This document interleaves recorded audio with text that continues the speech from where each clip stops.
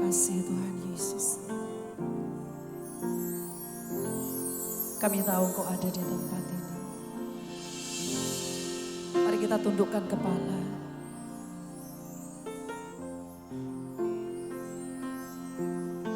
Anugerah-Mu besar bagi kami Tuhan. Setiap kami memerlukan Engkau. Dan kami tahu apa yang ada pada kami semua adalah milik-Mu Tuhan. Yang kami banggakan hanya Yesus. Tidak ada yang lain. Hanya Yesus satu-satunya. Dan Engkaulah yang tidak pernah tergantikan. Dan Engkaulah alasan untuk kami hidup sampai detik ini. Worship you Lord Jesus. Worship you Jesus. Thank you God. Ku hidup karena anugerah-Mu. Tiada satu pun dapat ku banggakan. Semua karena cinta-Mu. Ini hidupku, pimpin jalanku.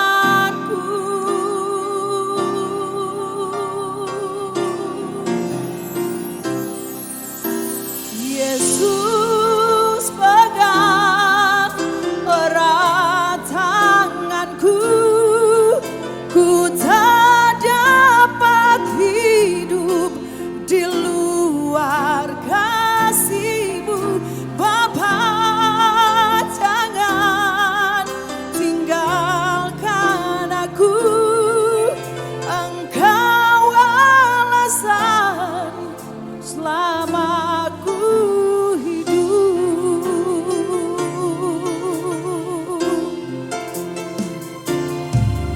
Kasih-Mu mengubah hidupku.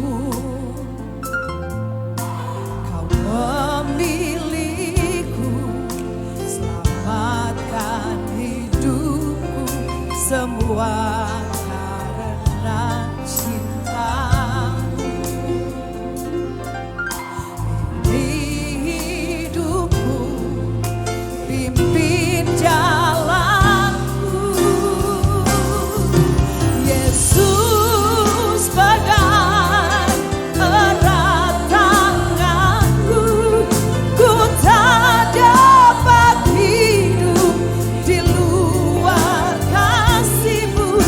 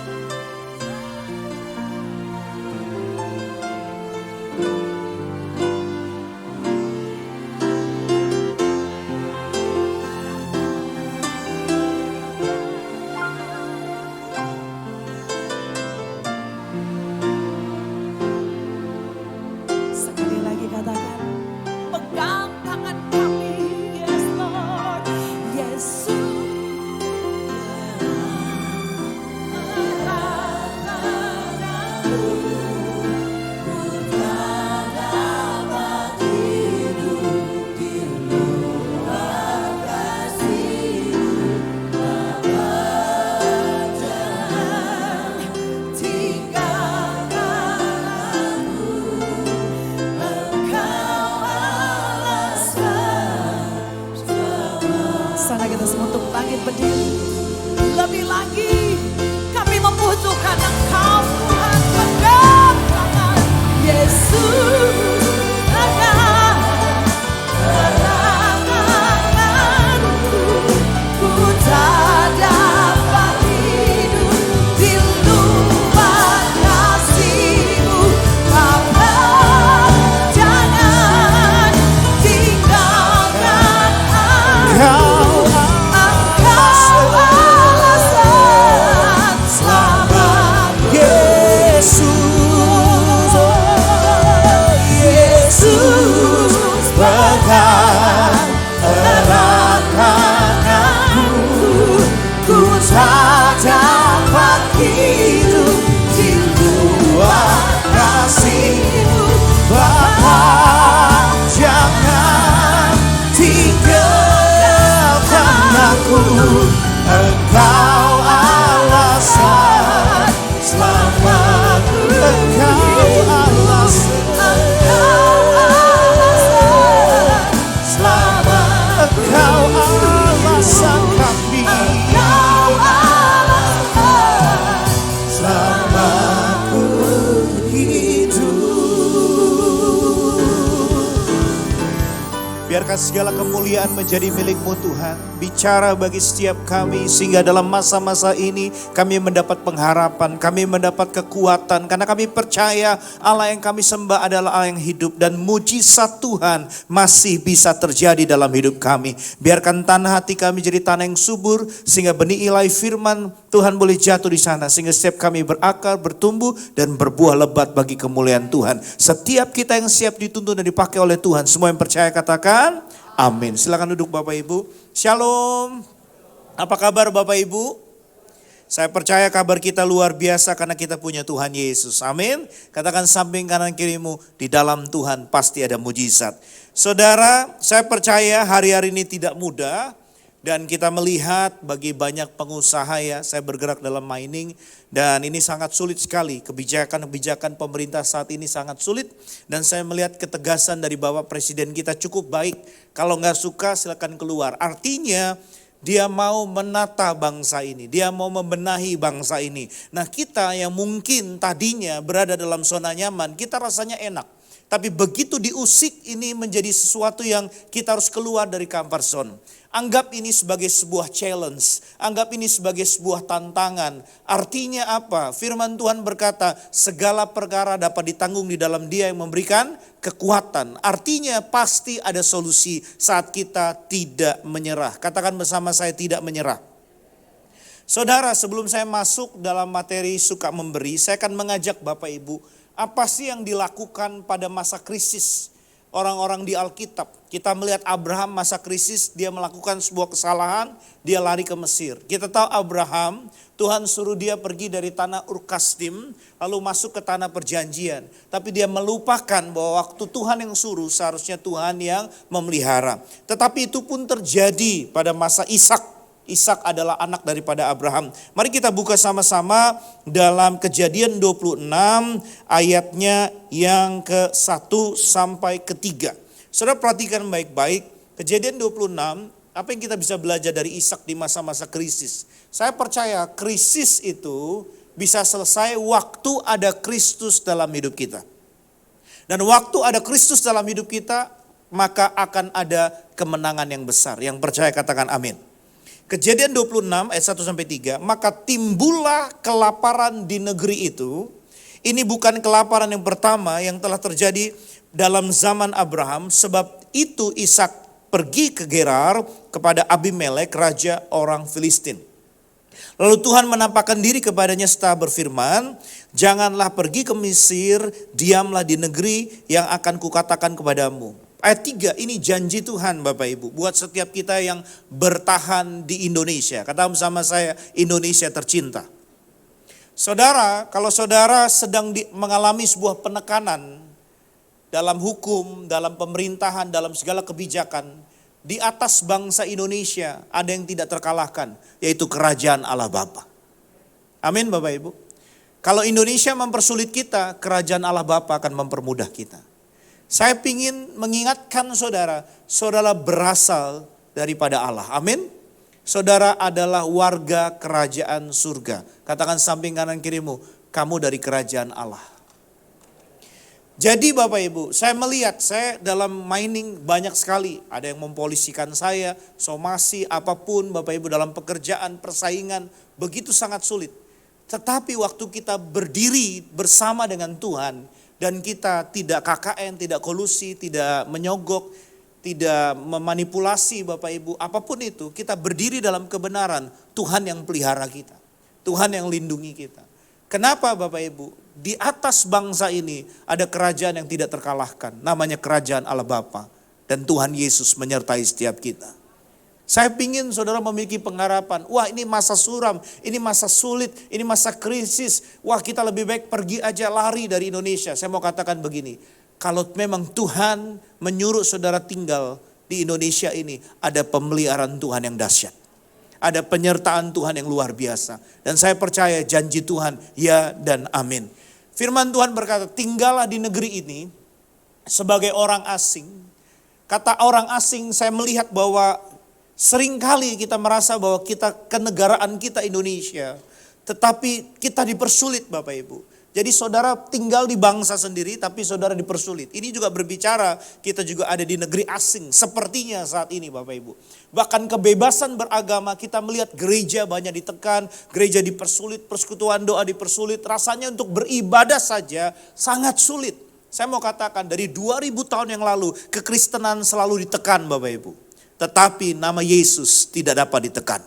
Keselamatan tidak dapat diberhentikan. Dan saya melihat kekristenan, pertobatan yang baru, baptisan yang baru berkembang luar biasa. Saya mau katakan tidak ada yang bisa menghentikan rencana Tuhan dalam hidup kita. Yang percaya katakan amin. Ya, maka aku, ini Tuhan berkata, maka aku akan menyertai engkau dan memberkati engkau, sebab kepadamulah dan kepada keturunanmu akan kuberikan seluruh negeri ini, dan aku akan menepati sumpah yang telah kuikarkan kepada Abraham ayahmu. Dan firman Tuhan juga berkata, oleh karena Yesus Kristus, apa yang Bapa berikan kepada Abraham, itu juga akan diberikan kepada saudara. Yang percaya katakan amin. Katakan bersama saya, janji Tuhan akan terjadi dalam hidup saya. Saudara perhatikan baik-baik apa yang dilakukan Ishak pada masa kelaparan, pada masa krisis. Ingat, krisis bisa berhenti waktu ada Kristus dalam hidup kita. Jadi kalau saudara izinkan Tuhan menguasai hidupmu total, maka Tuhan akan memberikan hikmat, marifat, penyertaan, perlindungan dan segala solusi dalam hidup kita. Apa yang dilakukan Ishak pada masa krisis? Mari kita buka Kejadian 26 ayat 12 dan 13. Saudara, orang mengatakan, wah kalau krisis harus berhemat, kalau krisis harus bijaksana dalam pengeluaran, dalam apapun kita harus mengambil keputusan, harus benar-benar hati-hati. Tetapi berbeda dengan Ishak, pada masa yang sulit, pada masa kelaparan, pada masa kekeringan, dia bukan berhemat, tapi malah dia menabur. Maka firman Tuhan berkata, maka menaburlah Ishak di tanah itu, dan dalam tahun itu juga ia mendapat 100 kali lipat, sebab ia diberkati Tuhan. Kata diberkati Tuhan artinya Allah menyertai, sehingga apapun yang kau kerjakan, Tuhan buat beruntung dan berhasil. Yang percaya katakan amin. Katakan bersama saya, krisis adalah kesempatan. Betul Bapak Ibu. Kan dalam Malaki 3:10-11. Firman Tuhan berkata, aku akan memberikan engkau kelimpahan waktu saudara bisa membawa persepuluhan itu ke dalam rumah perbendaharaan atau storehouse atau gereja. Banyak dari setiap kita, kalau saya memberi, saya taat kepada Tuhan, memberikan perpuluhan, justru kan ini berkurang keuntungan saya, berkurang apa yang saya punya. Justru kalau saudara tidak mentaati dan tidak melakukan hukum apa yang Alkitab katakan, engkau tidak mengalami abundance atau kelimpahan. Saudara, kelimpahan pada masa saat ini sangat sulit. Sulit sekali kita raih, kecuali kita mentaati firman Tuhan. Dan harga ketaatan lebih murah daripada ketidaktaatan. Saudara, ketaatan membuat kita mengalami anugerah. Katakan bersama saya, ketaatan membuat saya mengalami anugerah. Ini janji Tuhan. Orang yang menabur dalam masa-masa seperti ini, maka dia akan menuai 100 kali lipat pada tahun ini. Yang percaya katakan amin. Siapa yang rindu mengalami penuaian sampai 100 kali lipat? Katakan samping kanan kirimu, menabur. Dan apa yang terjadi di ayatnya yang ke-13, sama-sama kita baca 3, 2, 1. Dan orang itu menjadi kaya, bahkan kian lama kian kaya, sehingga ia menjadi sangat kaya. Saudara perhatikan baik-baik.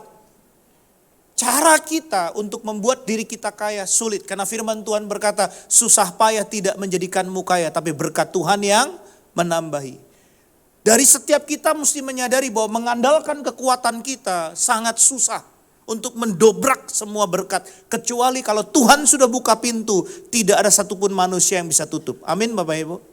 Nah saya pingin saudara itu memiliki satu pengharapan. Saya hidup bersama Tuhan, saya kerja dengan Tuhan, saya berjalan bersama dengan Tuhan. Seolah-olah apapun tentang Tuhan, bersama Tuhan, dan Tuhan menyertai saya. Saya pingin saudara menjadi orang yang mengalami janji Tuhan pada masa ini.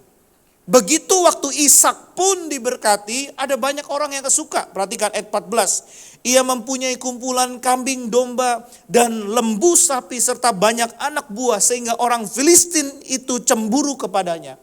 Waktu kita diberkati itu udah pasti orang lain banyak gak suka. Tapi jangan fokus pada yang buruk, fokus kepada apa yang Tuhan rancangkan dalam hidup kita. Fokus kita diberkati buat jadi berkat. Saya sedih banget kalau ada orang Kristen punya perusahaan tapi pelit kepada karyawan.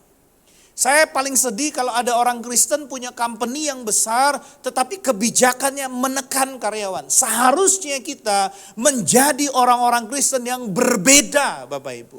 Karena firman Tuhan berkata siapa yang menyebar harta bertambah kaya, yang berhemat malah makin susah. Kondisi krisis ini, hemat itu artinya mungkin kita bisa makan di restoran 1-2 juta, mungkin 500 ribu ya Bapak Ibu. Tapi dengan berhemat, saya mau hemat supaya apa? Berkat itu saya sisihkan, saya bisa salurkan buat orang-orang miskin dan orang-orang susah.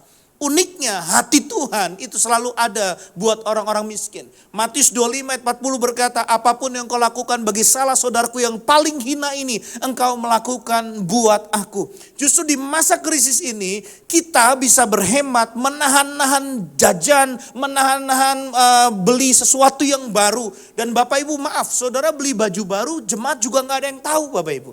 Saudara kan gak mungkin bilang ini baju baru, kan gak mungkin seperti itu.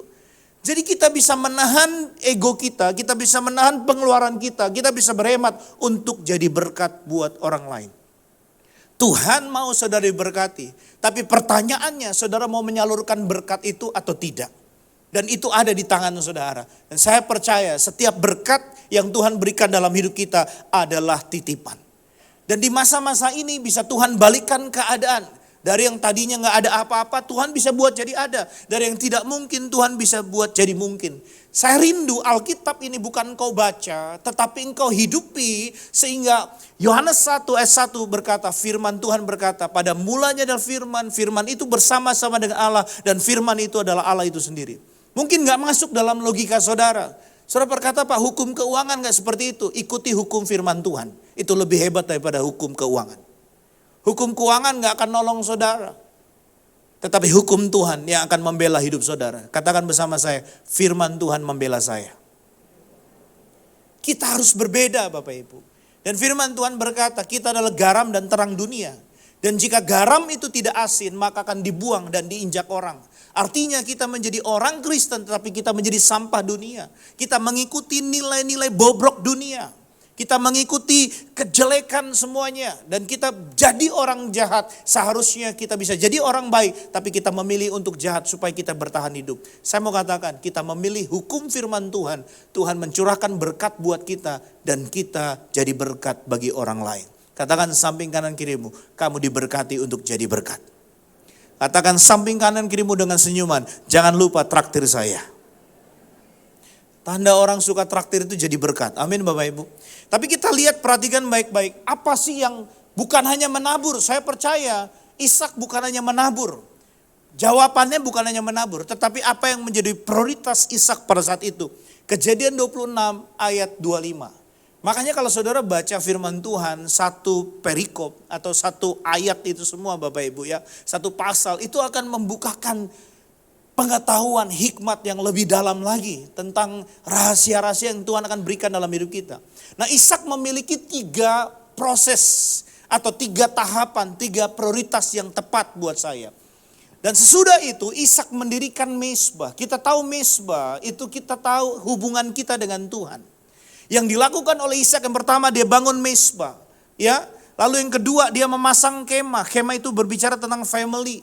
Yang ketiga adalah sumur. Kita tahu Ishak ini adalah peladang dan juga peternak Bapak Ibu. Sehingga dia butuh sumur, dia butuh air Bapak Ibu. Saudara, prioritas yang pertama mezbah, kita harus melayani pribadi Tuhan. Yang bisa memulihkan kita saat kita terluka. Yang bisa memulihkan kita saat kita sedang mengalami banyak masalah adalah Tuhan. Seberapa banyak engkau berlutut datang kepada Tuhan. Seberapa banyak saudara tersungkur dan memohon minta ampun dan minta belas kasihan, minta kemurahan oleh Tuhan. Bapak Ibu saya mau katakan, kalau hari ini usahamu sedang baik-baik saja, jangan tenang-tenang saja. Jangan tenang-tenang saja. Karena para murid pada saat dia naik kapal di Danau Galilea, di Genesaret Bapak Ibu, bersama dengan Tuhan Yesus tidur. Dan sepertinya mereka tenang tapi terjadi badai yang hebat. Saudara, Tuhan menciptakan saudara itu untuk bisa siap menghadapi apapun. Makanya firman-Nya berkata, dirikanlah rumah di atas batu karang. Maka ada banjir, angin, badai, engkau rumah itu tetap kokoh. Tuhan gak siapkan saudara untuk berada dalam zona nyaman. Tapi Tuhan siapkan saudara untuk bisa menghadapi setiap tantangan demi tantangan yang ada. Membangun mezbah membuat kita bisa menyangkal diri dan memikul salib. Membangun mezbah bukan hanya berbicara perkataan kita tentang firman, tentang sesuatu kebaikan. Tapi hidup kita dalam pekerjaan kita menghadirkan kerajaan Allah Bapa. Saudara, kita tahu uang itu bisa menjadi hamba yang baik dan bisa menjadi Tuhan yang jahat. Kita tahu tidak ada yang namanya kerja jujur, kerja benar, bisnis yang benar. Kita tahu Bapak Ibu, itu tidak ada. Tetapi di tengah dunia ini kita bisa menjadi terang, menjadi garam bagi banyak orang. Supaya kita menjadi berbeda. Supaya dari berkat apa yang kita punya kita bisa salurkan dan menolong banyak orang. Saudara, saya melayani tidak jauh dari sini di belakang Kampung Ambon, daerah Mangga Ubi, namanya Kebun Sayur Kapuk saudara. Saya melayani banyak anak-anak yang terluka. Rumah-rumah mereka itu dari triplek, dari cuman sangat-sangat sedih sekali. Mereka tinggal di rumah liar ya, pokoknya hati mereka itu nanti dapat gusuran, dapat uang. Saudara, saya layani mereka puluhan anak di situ. Dan waktu anak itu terluka Bapak Ibu, kerinduan saya di gereja mereka terobati. Mereka punya orang tua di gereja, mereka dilayani oleh gembalanya. Mereka dekat makan dengan kami, berjalan dengan kami, jalan-jalan dengan kami. Karena kita tahu orang tuanya sangat miskin dan susah. Tetapi gereja memiliki hati yang bisa menjadi berkat bagi mereka. Dan ini yang dibutuhkan pada saat ini. Gereja memiliki sebuah pelayanan dan saya dan saudara adalah gereja Tuhan yang hidup. Membangun mezbah membuat kita pulih dan saya percaya waktu hubunganmu dengan Tuhan pulih, keluargamu juga dipulihkan oleh Tuhan. Dan kenapa sih Ishak membangun mezbah dan juga kemah? Kemah itu berbicara tentang keluarga berlindung. Saudara, kalau suami istri hubungannya baik, pekerjaan pasti diberkati Tuhan. Amin Bapak Ibu. Tapi kalau suami banyak berantem dengan istri Bapak Ibu, maaf, tidak akan ada berkat di sana. Suami istri harus belajar mengalah. Kalau kita cuma mengandalkan ego kita, maka keluarga ini akan hancur. Supposed to be more age, more simple. Semakin tua ini kita semakin sederhana. Jangan makin ribet, makin sensitif Bapak Ibu. Saudara gak akan bahagia dalam kehidupan ini. God is always simple, man is always complicated. Ingat, makin tua jangan makin ribet, makin sensitif. More age, more simple. Semakin saudara simple, saudara akan menikmati banyak kebaikan Tuhan, kedahsyatan Tuhan, kebesaran Tuhan. Yang memilih kita bahagia adalah diri kita sendiri. Yang memilih membuat kita bisa mengalami kegembiraan dan sukacita Tuhan yang penuh adalah diri kita. Mengampuni adalah sesuatu yang mudah, tapi dipersulit oleh semua ingatan dan keburukan kita. Saudara, membangun mezbah membuat kita mengalami kebaikan Tuhan, anugerah Tuhan, pemulihan, dan keluarga kita dipulihkan. Dan orang yang keluarganya dipulihkan, pekerjaan pasti diberkati Tuhan. Sebab firman Tuhan berkata, saat unity, kesanalah aku akan memerintahkan berkat. Siapa yang percaya di masa krisis ini akan mengalami kelimpahan Tuhan yang dahsyat, katakan amin. Katakan samping kanan kirimu, percaya. Dan saat membangun sumur itu selesai, dia diberkati dalam pekerjaan, pelayanan kita gak akan jadi batu sandungan buat orang lain Bapak Ibu. Saya melihat ada beberapa ciri-ciri orang yang melayani, yang hatinya belum dipulihkan. Selalu keluar kata-kata buruk, selalu keluar bulian, selalu keluar kata-kata merendahkan orang. Ini artinya satu pribadi yang belum pulih. Dulu ada orang istilah bilang begini, dia mah mulutnya jahat tapi hatinya baik. Setuju gak Bapak Ibu? Saya nggak setuju. Orang yang mulutnya jahat, hatinya pasti jahat. Nah kita yang tahu teman-teman kita terluka, kita bicara empat mata kepada mereka. Supaya mereka memiliki fase-fase perjumpaan dengan Tuhan. Bukan hanya terlibat melayani di gereja, tetapi keluarganya dipulihkan juga. Dan hubungannya dengan Tuhan dipulihkan. Ini penting banget bagi setiap kita. Jangan biarkan orang terluka. Seperti itu terus, tapi kita harus berjuang bagaimana mereka mengalami kebaikan demi kebaikan Tuhan. Saudara, janji Tuhan nyata buat saya dan Bapak Ibu. Mari kita buka sama-sama dalam 2 Korintus 9 ayatnya yang ke-6 sampai 8. Saya senang dengan materi ini. Justru di masa-masa ini ternyata Gereja Bethel Indonesia mempersiapkan satu pembelajaran yang baik dalam setiap kehidupan kita. Memberi dengan sukacita membawa berkat. Camkanlah ini, orang yang menabur sedikit akan menuai sedikit juga. Dan orang yang menabur banyak akan menuai banyak juga. Hendaklah masing-masing memberi menurut kerelaan hatinya, jangan dengan sedih hati atau karena paksaan, sebab Allah mengasihi orang yang memberi dengan sukacita. Dan Allah sanggup melimpahkan segala kasih karunia kepada kamu, supaya kamu senantiasa berkecukupan dalam segala sesuatu. Katakan bersama saya, cukup. Beli rumah cukup, amin. Beli mobil cukup, jalan-jalan cukup, liburan sama anak istri suami semuanya cukup. Katakan samping kanan kirimu, cukup membuat kita bersyukur. Amin Bapak Ibu. Sesuatu yang hari ini kau anggap kau memiliki suatu kelebihan itu membuat kamu lupa sama Tuhan. Tapi saat kamu tahu berkat itu cukup, kamu tahu siapa yang menolong kamu dan itu adalah Tuhan dan anugerah Tuhan. Saudara perhatikan baik-baik, dan Allah sanggup melimpahkan segala kasih karunia kepada kamu supaya kamu senantiasa berkecukupan di dalam segala sesuatu untuk malah berkelebihan dalam berbagai kebajikan. Menjadi orang yang generous, menjadi orang yang peduli terhadap orang lain, menjadi orang yang melayani. Saudara, saya ini banyak sekali ditipu jemaat.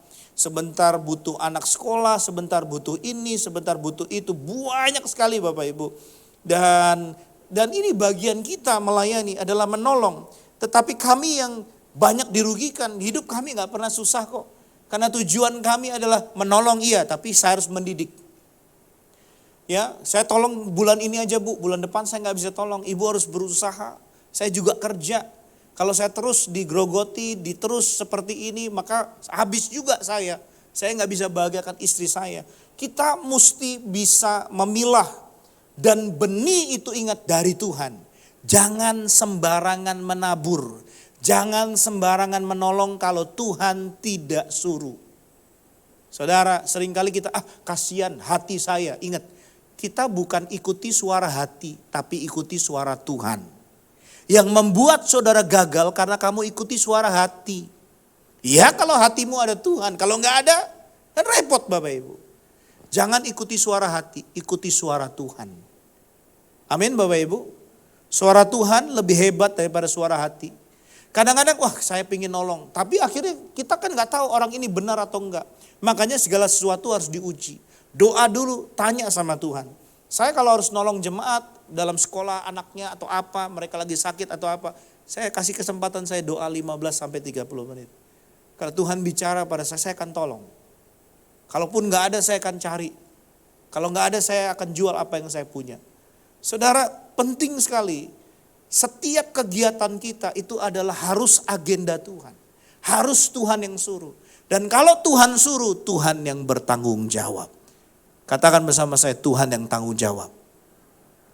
Siapa yang rindu dalam setiap perjalanannya, Tuhan memelihara. Tuhan menyediakan. Katakan, lihat ke atas, aku mau kerjakan agenda Tuhan. Saudara, firman Tuhan mengajarkan bahwa memberi merupakan bagian yang penting dalam kehidupan murid Kristus. Kata murid ini artinya yang sudah diajar, makanya ngerti mindset, mining, dan juga arti memberi. Mereka tahu, oh saya ini diberkati jadi berkat, oh saya ini dipakai untuk menolong.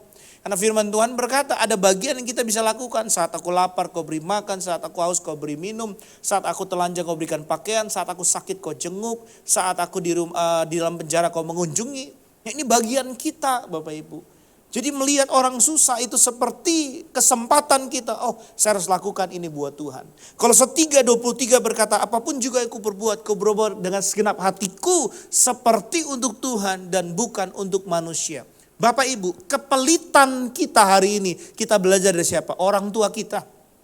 Orang tua kita pelit, mewariskan anak yang pelit, cucu yang pelit Bapak Ibu. Wah itu repot banget itu Bapak Ibu. Tapi waktu kita jadi generous, kita murah hati, kita banyak tolong orang, kita gak kasar sama karyawan kita gak semena-mena. Maka karakter dan nilai yang baik itu akan turut ke anak dan cucu kita. Dan ini kesempatan buat kita ngubah hidup kita. Bukan hanya murah hati, tapi nilai, value, karakter, dan attitude saya juga harus memuliakan Tuhan. Supaya suatu hari cucumu waktu ditanya, kamu pingin jadi apa? Aku pingin kayak oma dan opa, jadi orang baik. Amin gak Bapak Ibu? Amin gak? Saya ketemu banyak anak pendeta. Waktu ditanya sama teman saya, kamu pingin jadi apa? Pendeta, gak mau ah. Lah kenapa? Papa mah cuma ngomong doang, hidupnya gak kayak gitu. Saudara, sedih sekali. Sedih sekali. Mau tahu pendeta seperti apa? Tanya anaknya Bapak Ibu. Kelihatan dari keluarganya. Nah itu yang saya pingin saudara memiliki sebuah value warisan yang baik. Ingat, kita mungkin bisa wariskan harta kepada anak kita. Iya kalau bisa baik. Kalau anak kita jadi jahat karena harta itu kan bahaya. Tapi kita bisa mewariskan ajaran baik, iman, dan juga nama baik. Amin Bapak Ibu. Hari-hari ini usahakan kalau berantem, selisih paham, jangan depan anakmu. Jangan depan banyak orang. Usahakan Bapak Ibu, supaya apa? Itu menjadi suatu kebaikan yang diwariskan kepada anak-anak kita. Dan ajak mereka doa waktu mengalami masalah. Jangan biarkan mereka tidak tahu kondisimu sedang susah. Ajak mereka doa, bebankan mereka. Nak, doain mama dan papa, usaha sedang mengalami sebuah masalah. Jangan biarkan anak-anakmu hanya tahu semuanya baik-baik. Lalu kamu kasih semuanya yang mereka mau. Itu akan memanjakan mereka. Dan saya melihat banyak anak muda gak bisa sukses seperti orang tuanya karena terlalu dimanja. Karena terlalu gampang diberikan apapun. Dan ingat, kita semuanya dapat hari ini, semuanya dari nol, semuanya dari gak punya apa-apa. Dan Tuhan mau kita juga mewariskan sesuatu yang baik bagi anak-anak kita. Memberi bukan sekedar kewajiban, melainkan respon syukur. Kalau kita bukan hanya jemaat saja, tapi kita mengupgrade diri kita sebagai murid, maka seorang murid akan meneladani gurunya. Dan seorang murid akan menerima tugas-tugas ilahi dari Tuhan. Katakan bersama saya murid Kristus. Makanya harus dimuridkan Bapak Ibu, supaya saudara menjadi orang yang militan dalam Tuhan. Memberi bukan sekedar kewajiban, melainkan respon syukur atas karunia Allah yang telah lebih dahulu kita terima. Ya, dan kita hari ini bisa menabur, bisa menolong orang karena Tuhan menolong kita lebih banyak. Jadi terlalu banyak pertolongan Tuhan dalam hidup kita dan kita juga harus jadi berkat. Kasih senyum kanan kiri, katakan, mumpung masih hidup, berikan yang terbaik bagi Tuhan. Yang pertama, kita mesti ngerti prinsip menabur dan menuai. Alkitab berkata selama bumi masih ada, hukum tabur tuai itu juga ada. Paulus menjelaskan bahwa siapa yang menabur sedikit akan menuai sedikit. Saudara, kalau ikut Tuhan, kalkulator ini harus hilang. Diganti dengan hikmat Bapak Ibu. Bukan apa yang dengan hati, dengan pikiran, tapi apa yang menjadi kehendak Tuhan. Wisdom. Ya Bapak Ibu. Ya, Prinsip ini menunjukkan bahwa Allah menghargai kemurahan hati umatnya. Ada karyawan tiap bulan pinjam duit terus. Saya juga punya karyawan kayak gitu Bapak Ibu. Ini kalau kamu tiap bulan pinjam terus kapan lunasnya? Pokoknya kita nih digituin aja terus sama orang-orang begini Bapak Ibu. Nih Pak iya kasbon Pak, nanti dipotong aja dipotong. Giliran mau potong pinjam lagi. Giliran potong mah utuh terus Bapak Ibu. Utuh terus. Wah ini jenis seperti ini harus kita salibkan nih orang-orang ini. Tapi kita akhirnya ya udahlah, kalau begini nggak bisa, kita hikmat bicara sama dia baik-baik. Apa sih yang menjadi masalahmu? Kenapa kamu seperti ini? Ternyata Bapak Ibu belanja istrinya banyak banget sehingga peleternya luar biasa. Ibu-ibu sekarang mungkin nggak ke mall, tapi belanjanya di HP. Wah darah Yesus. Ya ini lebih bahaya ternyata daripada mall ini. Apalagi kalau udah mulai scroll itu Shopee, tiba-tiba check out, lalu peleter, bahaya itu. Kalau tanggal 1-2 ini biasa suami yang bayar nih kan repot kan. Tiba-tiba ada tagihan tambahan. Ibu-ibu zaman sekarang kurangi belanja. Berhikmat supaya apa? Dari saya menahan diri, keluarga saya bisa menyekolahkan banyak orang dan jadi berkat. Saya dan istri saya hitung, berapa yang kita sekolahkan? Ada 62 anak Bapak Ibu. Itu banyak, saya hitung-hitung. Wih, banyak juga nih sebulan 30 jutaan ya. Tapi ternyata bisa aja kita bisa berjalan dengan baik. Bahkan berlimpah Tuhan kasih kok Bapak Ibu. Istri saya kerja di Singapura bukan karena diusir Pak Prabowo, bukan Bapak Ibu ya. Tapi sebelum masa-masa itu beliau sudah kerja di sana. Sehingga dia menyalurkan berkat apa yang dia punya. Dia melayani juga. Kita ada satu gereja yang cukup unik di daerah Paya Lebar. Kita pakai taman Bapak Ibu. Ternyata orang Indonesia itu boleh main gitar, boleh setel musik di situ. Dan kita buka pelayanan di situ dan ada puluhan ibu-ibu, mereka domestic helper dan mereka pembantu rumah tangga atau asisten rumah tangga kita layani. Dan puji Tuhan gereja ini bisa berjalan dengan baik dan tanpa persembahan. Dan saya suka cita sekali seperti itu dan saya sedang mencoba itu di Indonesia. Apakah bisa ya gereja ini tanpa persembahan, tanpa uang, supaya gereja ini berjalan karena Tuhan. Karena saya 10 tahun mengembalakan gereja ini minus, tapi tetap jalan-jalan aja gitu Bapak Ibu. Dan rasanya juga melihat pemeliharaan Tuhan secara hukum ekonomi, secara manajemen. Oh ini gereja yang harusnya nggak jalan. Yang lain mah rugi tutup, kita jalan aja empat-empatnya. Dan sedang membangun juga di Parung Panjang, jalan aja, jalan dengan iman. Dan saya percaya gereja itu milik Tuhan, Tuhan yang pelihara, amin. Dan kita pun milik Tuhan, Tuhan pasti jaga, pelihara, lindungi dan sertai. Dengan saudara berhemat, saudara bisa menjadi berkat buat orang lain. Dan tahun ini adalah tahun menyenangkan hati Tuhan. Saudara rindu gak sih waktu ketemu Tuhan Yesus? Muka dengan muka. Dan Tuhan tersenyum atas hidup kita. Saudara rindu gak seperti itu? Ketemu Tuhan Yesus dan dia tersenyum. Dan dia berkata, well done and great servant. Baik sekali hambaku yang setia. Saya rindu Bapak Ibu. Segala apapun yang kita terima itu dari Tuhan. Dan kembalikan kepada Tuhan. Saudara, ya memberi merupakan tindakan iman yang mempercaya sumber daya kita kepada Tuhan. Orang yang murah hati sedang menanam benih yang menghasilkan dampak rohani bagi orang banyak. Saudara, waktu saya banyak nolong anak muda dan anak-anak kecil. Dan satu hari mereka nangis dan mereka bilang, ternyata Tuhan yang saya sembah itu baik. Karena saya punya tim sehingga waktu saya nolong mereka gak tahu itu dari gembalanya. Jadi saya tabur aja di satu bendahara kami dan mereka yang menyalurkan. Supaya jemaat gak ada yang tahu itu gembala yang kasih.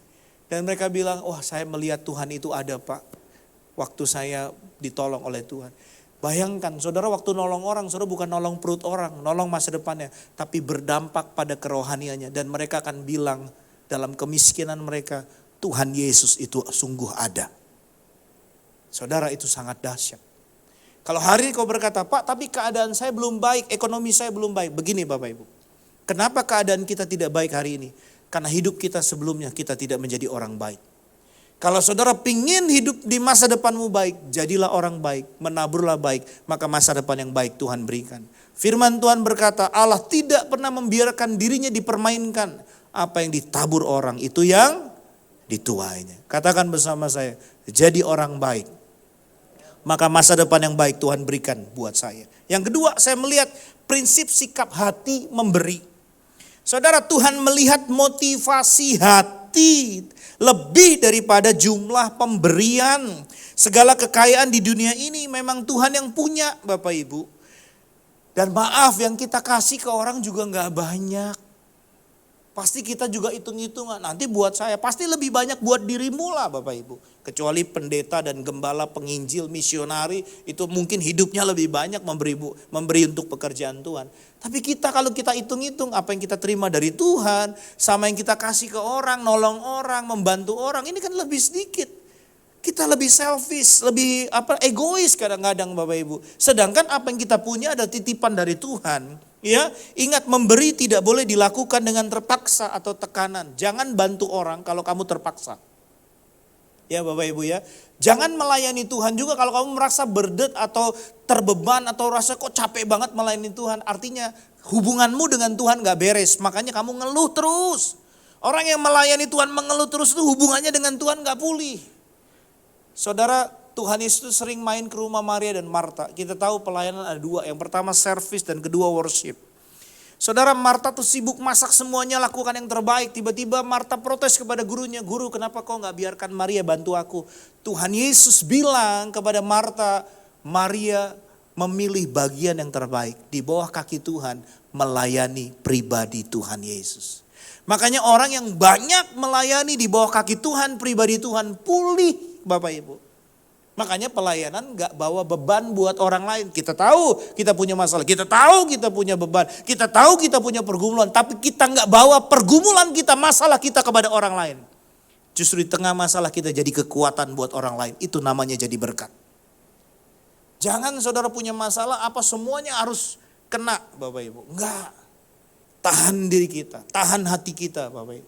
Jaga hati, di sana terpancar kehidupan. Kita dipakai Tuhan untuk membuat orang lain menikmati kebaikan Tuhan. Kasih salam kanan kirimu, belajar senyum buat orang lain. Saudara, waktu kita melihat orang lain tersenyum, kita juga bahagia. Betul gak Bapak Ibu? Punya prinsip, bagaimana ya orang ketemu saya bisa tersenyum. Amin Bapak Ibu. Saya mengembalakan 10 tahun. Suatu kali saya tanya, ada yang pernah lihat gembalanya marah? Dia bilang gak pernah Pak. Kenapa saya nggak bisa marah lagi Bapak Ibu? Awal pengembalaan Tuhan kirim saya anak-anak dari Papua dan Timur Bapak Ibu. Istri saya kebetulan dari Atambua, dari NTT. Saya menikah dengan istri saya waktu saya melayani dengan Pak Gilbert. Jadi kebetulan saya ikut Pak Gilbert. Waktu itu saya Indonesian Idol, saya kesaksian pujian. Nah istri saya putih sendiri di sana Bapak Ibu. Nah buat saya itu jodoh saya, dia jadi adik rohani saya dan saya nikahi. Sekarang melayani dan juga jadi pendeta juga, sekalian bisnis Bapak Ibu. Dan saudara, Tuhan izinkan jemaat kami itu semua dari timur. Dan kalau mereka berenang yang lain naik semua Bapak Ibu. Kalau berenang tuh kalau di apartemen kami mereka berenang, yang lain gak jadi berenang Bapak Ibu. Takut semua mereka, karena tuh badan semuanya rambut semua Bapak Ibu ya. Dan tiba-tiba suatu kali, satu anak ini namanya Habel. Sekarang dia sudah menikah, tinggal di Dutamas, Bapak Ibu punya toko sendiri, istrinya orang Chinese. Bayangkan hitam, lalu keriting, tapi punya istri Chinese. Aduh saya juga geleng-geleng itu. Gimana caranya ya? Tuhan itu ajaib saudara. Dan saudara suatu kali anak ini datang. Pak kita makan apa? Ya di ruangannya ada 5 nak. Kamu beli kue tiaw ya 5. Dia bilang enggak saya mau bakmi. Suka-suka kamu lah. Tiba-tiba dia pergi setengah jam dia balik Bapak Ibu. Dia cuma bawa bakmi 1. Lah. Kok bakmi doang, kue teonya gak ada, jadi saya beli buat saya aja. Aduh darah Yesus. Waktu kita melayani orang, kita yang dibentuk, bukan kita bentuk orang. Ingat baik-baik. Waktu kita melayani orang, kita yang terbentuk. Jadi jangan pikir saudara bisa bentuk orang, gak bisa. Roh Kudus yang bentuk orang. Siapa saudara bisa berubah karakter orang? Orang karakter istrimu aja gak pernah berubah. Karakter dirimu sendiri yang buruk aja gak berubah. Jadi jangan pernah berharap saudara bisa rubah karakter orang. Roh Kudus yang memiliki peranan yang terbesar. Tapi waktu kamu berada dalam ladang Tuhan, karaktermu yang terbentuk semakin serupa dengan Kristus. Amin Bapak Ibu. Ya, saya rindu kemurahan hati itu lahir dari hati yang telah mengalami kasih karunia dari Tuhan. Jadi prinsip sikap hati memberi adalah dengan sukacita. Melayani Tuhan di gereja dengan sukacita. cita, bukan karena paksaan. Kita melayani bukan supaya Tuhan memberi lebih. Yesus sudah mati di atas kayu salib. Apakah perlu Yesus disalibkan 2 kali? Kan gak perlu. Tetapi waktu kita melayani Tuhan, kita yang makin mengasihi Tuhan. Kasih Tuhan gak perlu dipertanyakan. Apa yang Yesus lakukan di atas kayu salib gak perlu dipertanyakan. Contohnya gini, ada di sini istri-istri yang mau mati buat suaminya, boleh angkat tangan. Belum tentu. Mati buat suaminya, belum tentu. Sini gantian deh. Ada di sini suami yang siap mati buat istrinya? Aduh. Kalau angkat tangan deh antara takut dan segan. Hanya Yesus satu-satunya pribadi yang siap mati buat kita. Dan dia layak diberikan yang terbaik. Jadi waktu kita melayani dengan sukacita, bebanmu berat, masalahmu berat, yang kau gak bisa bayar besar. Tapi aku mau tetap beri sukacita buat Tuhan. Amin Bapak Ibu. Yang terakhir dan ketiga, prinsip pemeliharaan Allah bagi orang yang murah hati. Saudara, saya lihat semua tokoh Alkitab yang dipakai oleh Tuhan yang hatinya udah beres. Saul dulu dipakai oleh Tuhan, begitu hatinya gak beres, Tuhan ganti. Saudara, Yusuf, dia punya karunia menafsirkan mimpi. Lalu dia bicara di depan keluarganya, dia dibenci sampai mau dibunuh dan dijual ke Potifar Bapak Ibu. Di Potifar dia dari anak kesayangan tiba-tiba jadi budak, berubah karakternya. Karena hanya hamba, hanya kacung, dia berubah. Lalu apa yang terjadi Bapak Ibu? Dia difitnah oleh istri Potifar, masuk penjara 13 tahun. Saudara, ikut Tuhan, masuk penjara 13 tahun bukan hal yang mudah. Dia tafsirkan mimpi juru roti, juru minum Bapak Ibu. Suatu kali salah satu juru itu mengingat waktu Firaun kesulitan dan gak ada satupun yang bisa jawab Bapak Ibu. Cuman Yusuf yang bisa. Saudara, waktu dia menjadi Perdana Menteri dipilih oleh Firaun supaya mengelola 7 tahun kelimpahan, 7 tahun kekurangan. Yusuf punya kesempatan buat balas dendam kepada istri Potifar yang menjebloskan dia 13 tahun. Tapi dia tidak lakukan. Banyak sekali orang yang bersalah dengan saya dalam pekerjaan. Saya gak pernah terpikir penjarakan mereka. Tapi hati saya berkata dalam firman Tuhan, jika engkau mengampuni, maka Bapa di surga mengampuni.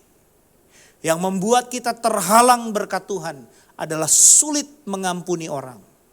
Kalau bisa dia dihukum Pak, kalau bisa dia diinikan, kalau bisa dia harus belajar masuk penjara. No. Hati kita orang Kristen, orang bersalah kita ampuni. Dan kalau saudara, loh tapi dia udah dikasih kesempatan 2 dan 3, kenapa dia masih salah lagi? Salah saudara, kenapa orang yang begini kamu percaya? Saudara yang salah.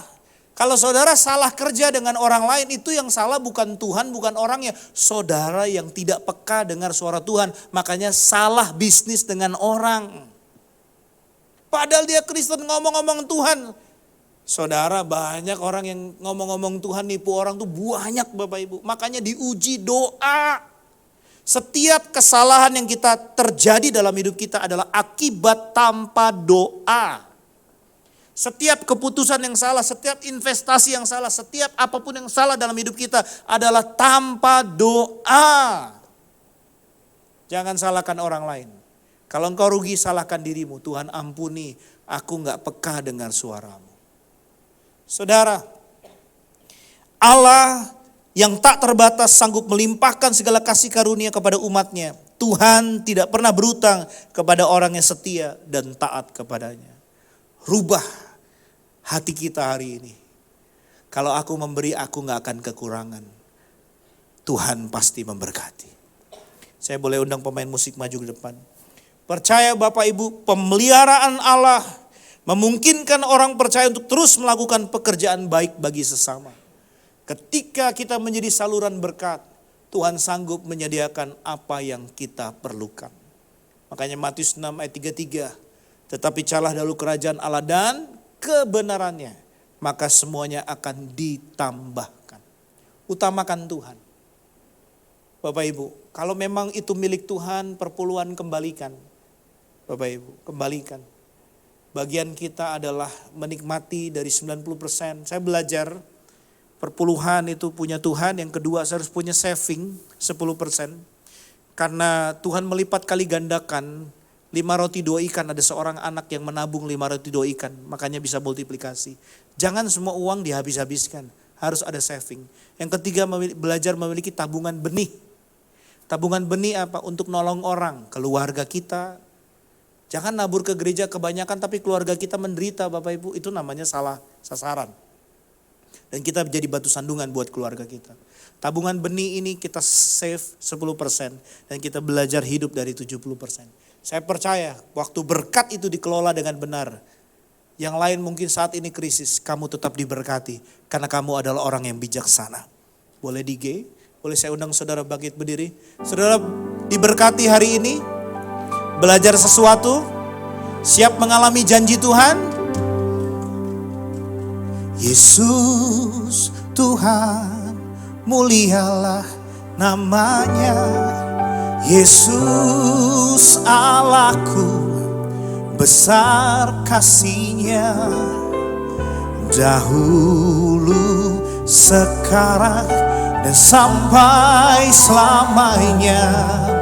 Kuasa-Nya tak pernah berubah. Yesus Tuhan, mulialah namanya. Yesus Allahku, besar kasih-Nya. Dahulu, sekarang, dan sampai selamanya. Kuasa-Nya tak pernah berubah. Dia sanggup, Yesus sanggup melakukan perkara yang besar. Dia sanggup, Yesus sanggup memulihkan yang terluka, menyembuhkan yang menderita. Dia sanggup memulihkan. Mari angkat tanganmu, katakan, Dia sanggup, Yesus sanggup melakukan perkara yang besar. Dia sanggup, Yesus sanggup memulihkan yang terluka, menyembuhkan yang menderita. Dia sanggup memulihkan hidupku. Bapak Ibu, mari kita pejamkan mata, kita berdoa. Saya mohon maaf, saya mohon ampun, saya tidak lebih dari setiap saudara. Tapi kerinduan kami hamba Tuhan, kacungnya Tuhan, yang mentaati perintah Tuhan. Selubung yang menutupimu dibukakan Bapak Ibu. Selubung yang menutupi semua tentang mindset, tentang paradigma, tentang hati Tuhan, itu dibukakan. Dan hari ini hatimu kembali kepada Tuhan. Seberapa banyak saudara yang hari ini berkata, Tuhan, aku membutuhkan Engkau. Taruh tangan kananmu di dadamu. Katakan di dalam hatimu. Dengan sungguh-sungguh saudara berkata, Tuhan, aku butuh Engkau. Lord, I need you. Dalam kondisi ini yang bisa memulihkanmu adalah pribadi Tuhan. Mari alami Tuhan bukan hanya di gereja, tapi cari Dia juga di rumahmu, dimanapun. Dia berjanji dalam Yeremia Bapak Ibu, jika engkau mencari aku, engkau akan menemukan aku. Jika engkau menemukan aku dengan segenap hatimu, maka aku akan memulihkan keadaanmu. Tergenapilah firman Tuhan di gereja ini. Tanda heran dan ajaib terjadi.